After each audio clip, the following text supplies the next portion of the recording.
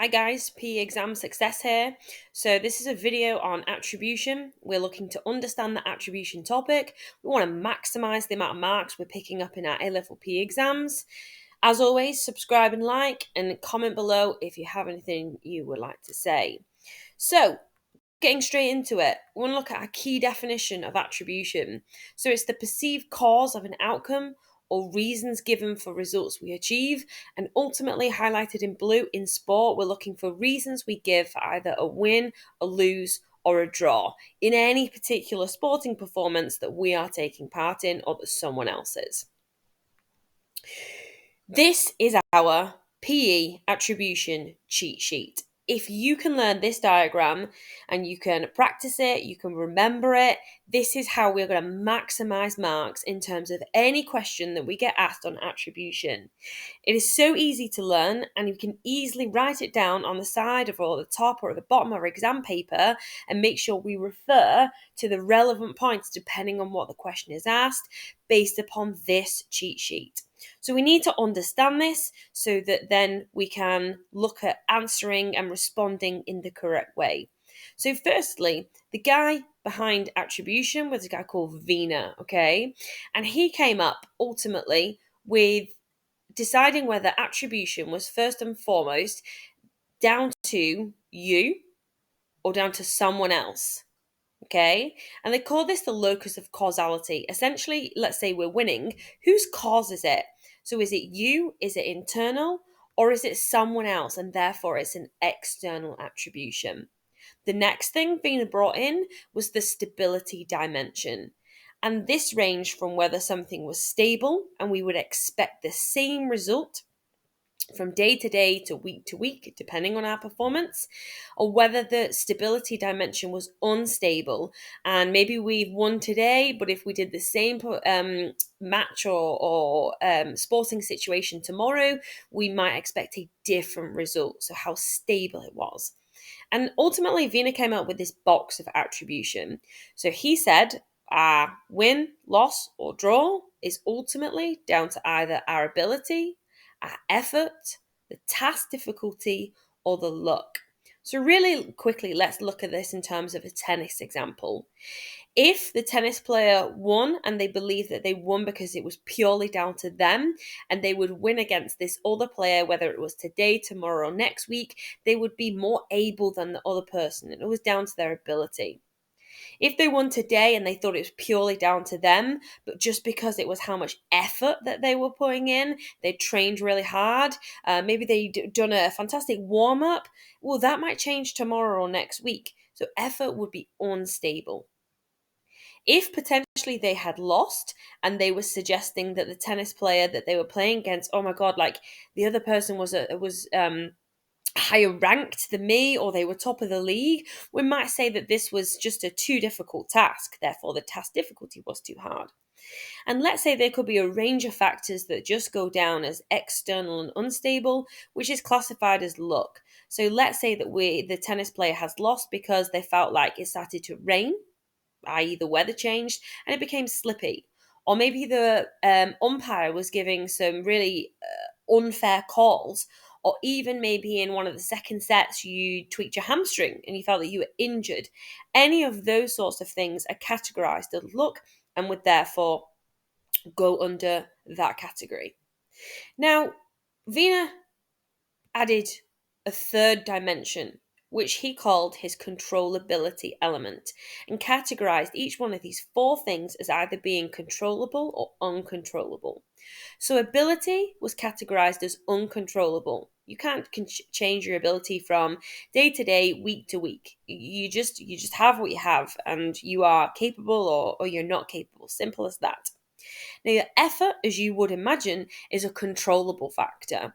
You decipher and you decide how much effort you put in any given situation, in any given moment. And of course, that can change during the performance as well. Luck is classified as uncontrollable. You don't get to decide what the weather's doing. You don't get to decide what the referee chooses as a call. So therefore, that is all categorized as uncontrollable. And this is the more difficult one that people struggle with. Task difficulty, sometimes, depending on the task, is controllable, but more often than not, it's uncontrollable. So let's look at two examples. Let's look at a gymnastics floor routine. Now, this gymnast would be in charge of what skills or agilities, they're sometimes called in gymnastics, they would be putting in their floor routine. And if they were choosing more difficult exercises, for example, more flips or somersaults or back handsprings, for example, then we would suggest that the gymnast is in control of the difficulty that they are selecting for their performance. So we might suggest that there is an element of controllability there. Whereas for most sports, certainly team sports, racket sports, you're in control of who you're playing against, what level of competition, how they've prepared, and therefore most of the situation in sport performances, you're actually on control of the difficulty of the task that you face on any given day. So we now have these bits of our cheat sheet put into place. And sometimes questions ask us how our attributions affect our ongoing motivations. So we have three key factors to learn. So someone that blames their failure down to external causes, let's say they've lost and it's always someone else's fault, it was always that the person was too difficult, maybe it was the weather, it was the referee, they were just unlucky. What we suggest is they have developed the self-serving bias. Again, failure down to external causes. And a person does this quite often to protect their self-esteem and confidence. When we have someone who blames their failure down to their ability, we would suggest that they have developed learned helplessness. And this is not ideal. We don't really want anyone developing learned helplessness. And this is the belief that failure is inevitable, that no matter what they do, no matter how hard they try, they just believe that they are incapable of ever achieving any success in a sport. And this is a really difficult place for people to be in. They essentially just give up. Now, where we really want people to be is attributing both failure and success to their effort. And someone who does this develops mastery orientation, the belief they will be an expert in skill development if they keep persevering, if they keep trying. And a couple of key points here is that they see mistakes as part of the learning process, and they're not really bothered about other people's success or failures in relation to their own performance.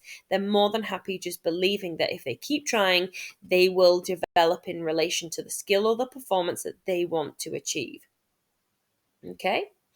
So, very quickly, just for you to note down, and obviously you can pause or rewatch this later on, we have our key definitions. Self-serving bias, attributing failure down to external factors to maintain confidence and self-esteem.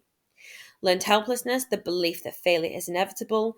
And mastery orientation, the motivation to become an expert in skill development. Now, when we have someone who has learned helplessness, the correct term given to trying to attribute failure or success down to that effort into mastery orientation is called attribution retraining. And again, this is a key term that you really need to be familiar with. Super. So, back to our cheat sheet. This is then that diagram you need to learn, you need to practice, you need to be able to remember it and be able to record it very quickly and very easy. You might even be able to summarize internal and external to just in and X. Stable might just be STB, whatever you want to make it as easy to remember as possible. So do now. Rewatch this video, note down the attribution cheat sheet, get those key definitions down. If this is something you're into, create those flashcards with those key informations and people can test you at home. Next, definitely find out some past paper questions depending on your exam board and have a look at those mark schemes. Let's pick up any trends or common words that are coming up, particularly in relation to this video. And as always, subscribe for more help with other PE topics. Okay, see you soon.